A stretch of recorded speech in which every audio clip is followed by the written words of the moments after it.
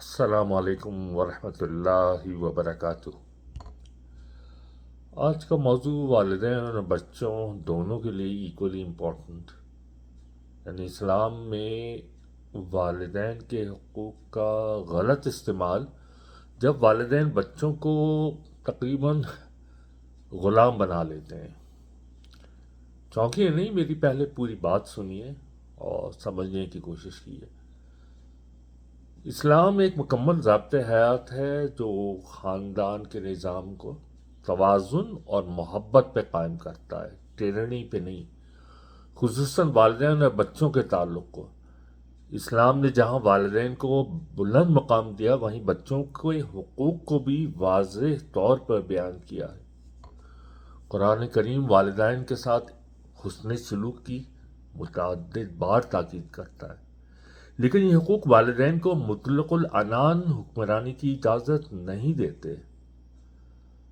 یہ افسوس کی بات ہے، افسوس کے ساتھ کہنا پڑتا ہے کہ بعض والدین اسلامی تعلیمات کا سہارا لے کر اپنے بچوں کو کنٹرول کرنے پر، ان پر زبردستی کرنے اور ان کی آزادی اور شخصیت کو دبا دینے کی کوشش کرتے ہیں۔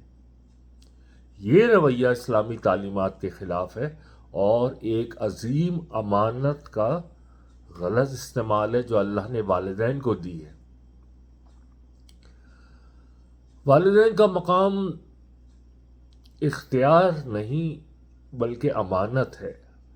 اسلام والدین کو عزت و احترام کا مقام دیتا ہے، یقیناً۔ قرآن پاک میں اللہ تعالیٰ فرماتے ہیں، اور ہم نے انسان کو اپنے والدین کے ساتھ حسن سلوک کرنے کی تاکید کی ہے، سورہ العنکبوت۔ اور تمہارے رب نے حکم دیا کہ تم اس کے سوا کسی کی عبادت نہ کرو اور والدین کے ساتھ حسن سلوک کرو، سورۃ الاسراء۔ اللہ تعالیٰ نے اپنے حق کے فوراً بعد والدین کے ساتھ حسن سلوک کی تاکید کی، لیکن یہ آیات والدین کو لامحدود اختیار نہیں دیتی۔ والدین کو جو حقوق ملے ہیں ان کے ساتھ عظیم ذمہ داریاں بھی منسلک ہیں، جیسے بچوں کی پرورش، تعلیم، تربیت، رہنمائی اور ان کے ساتھ محبت اور شفقت کا سلوک۔ بچوں کے حقوق، والدین کی ذمہ داری۔ اسلام میں بچوں کو کیا کیا بیسک رائٹس یا بنیادی حقوق حاصل کرتے ہیں، ان کا ذکر کرتے ہیں مختصراً۔ پہلا حق ہے محبت اور شفقت کا حق، تعلیم و تربیت کا حق، اچھے نام کا حق،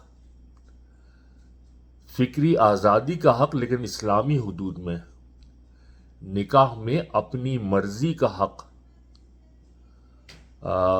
وراثت اور مساوی سلوک کا حق۔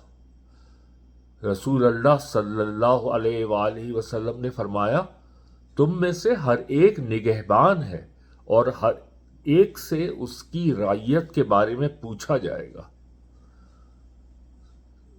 صحیح بخاری اور صحیح مسلم کی حدیث۔ یعنی والدین اپنی اولاد کے ساتھ کیے جانے والے سلوک کے بارے میں اللہ کے حضور پوری طرح جواب دہ ہوں گے، یعنی اکاؤنٹیبلٹی ہوگی۔ ایک سنگین غلطی جس پہ میں بات کرنا چاہتا ہوں اس ویڈیو میں، کہ کچھ معاشروں میں بچے والدین کی انا، عزت یا خوابوں کی تکمیل کے آلے بن چکے ہیں۔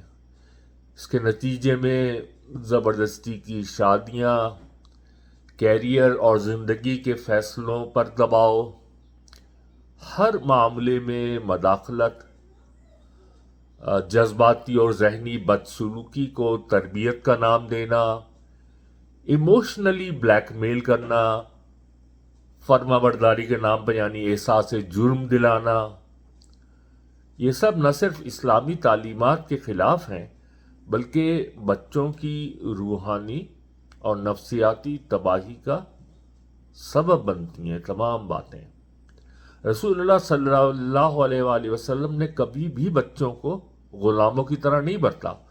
آپ صلی اللہ علیہ وسلم نے اپنی بیٹی حضرت فاطمہ کے لیے کھڑے ہو کر ان کا ہاتھ چوم کر عزت و محبت کا اظہار فرمایا. یہ تربیت ہے، تسلط نہیں ہے. اگر ہم دیکھیں کہ قرآن کی روشنی میں بچوں کی خود مختاری، تو اسلام ہر فرد کو انفرادی حیثیت دیتا ہے.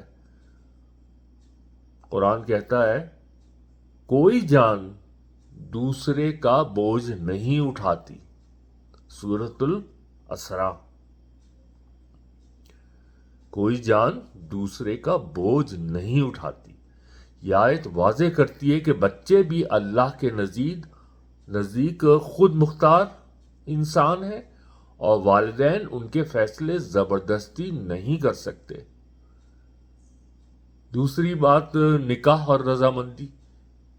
جیسا میں پہلے ایک ویڈیو میں بتا چکا ہوں کہ ایک عورت نے جبری نکاح کی شکایت کی تو نبی کریم صلی اللہ علیہ وسلم نے نکاح کو منسوخ کر دیا اور فرمایا کہ کنواری لڑکی اپنے نکاح میں سب سے زیادہ حق رکھتی ہے.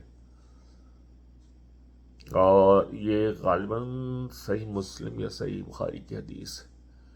یہی اصول لڑکوں پر بھی لاگو ہوتا ہے. جبری شادی یا جذباتی بلیک میلنگ قطعاً حرام ہے.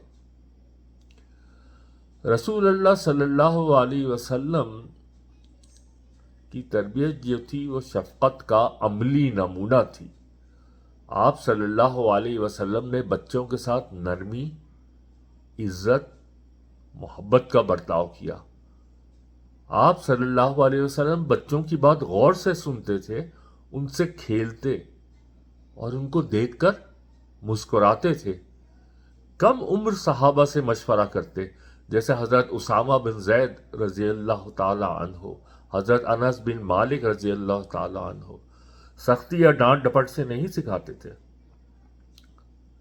ایک بچے نے بائیں ہاتھ سے کھانا شروع کیا تو آپ صلی اللہ علیہ وسلم نے صرف نرمی سے فرمایا کہ بیٹا بسم اللہ کہو اور دائیں ہاتھ سے کھاؤ اور اپنے سامنے سے کھاؤ. صحیح مسلم. اس کو جھڑکا نہیں، اس کو ڈانٹا نہیں، اس پہ بیجا ڈانٹ ڈپٹ نہیں کی، اس کو دوسروں کے سامنے ذلیل نہیں کیا. والدین جو ظلم کرتے ہیں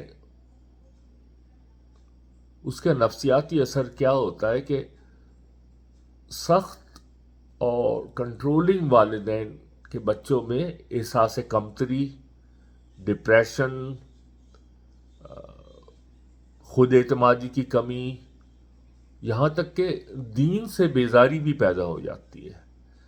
ایسے بچے بڑے ہو کر یا تو بالکل بغاوت پر اتر آتے ہیں یا خاموش اذیت میں مبتلا رہتے ہیں.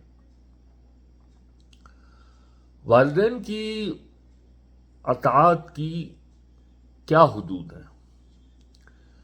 اسلام میں والدین کی اطاعت مشروط یعنی کنڈیشنل ہے. اگر والدین کسی ناحق بات یا ظلم پر مجبور کرے تو ادب کے ساتھ انکار کرنا جائز ہے.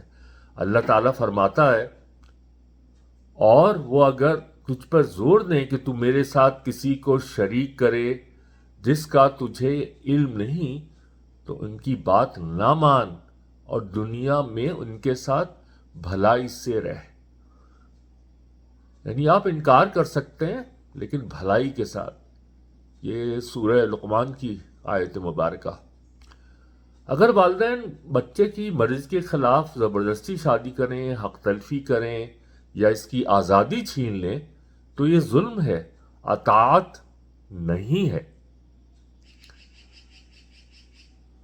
والدین کے لیے ایک چھوٹا سا پیغام. اصل روح والدینیت کو پہچانیں. آپ کو چاہیے کہ یہ سمجھیں کہ آپ حاکم نہیں، رہنما بنیں. سزا دینے والے نہیں، شفقت کرنے والے ہوں. دباؤ ڈالنے والے نہیں، حوصلہ افزائی کرنے والے بنیں. بات روکنے والے نہیں، سننے والے ہوں۔ رسول اللہ صلی اللہ علیہ وآلہ وسلم نے فرمایا وہ ہم میں سے نہیں جو ہمارے چھوٹوں پر رحم نہ کرے۔ یہ حدیث ہے صحیح ترمذی کی۔ کتنی بڑی بات ہے، وہ ہم میں سے نہیں، یعنی مسلمانوں میں سے نہیں۔ سمرائز کرتے ہوئے یہ کہوں گا کہ اسلام والدین کو عزت دیتا ہے، لیکن اس کے ساتھ بچوں کو بھی حقوق، خود مختاری، عزت اور محبت دیتا ہے۔ جو والدین اپنے بچوں کو غلاموں کی طرح قابو میں رکھنے کی کوشش کرتے ہیں وہ قرآن و سنت کے پیغام کو مسخ کرتے ہیں۔ والدین کو چاہیے کہ وہ بچوں کی روحانی، ذہنی اور اخلاقی تربیت پر توجہ دیں، نہ کہ انہیں اپنے ذاتی خوابوں اور انا کی بھیٹ چڑھائیں۔ صرف اسی صورت میں اسلامی خاندان ایک مثالی، پرامن اور محبت بھرا ماحول بن سکتا ہے، جہاں ہر فرد کو عزت اور اختیار حاصل ہو۔ السلام علیکم ورحمۃ اللہ وبرکاتہ۔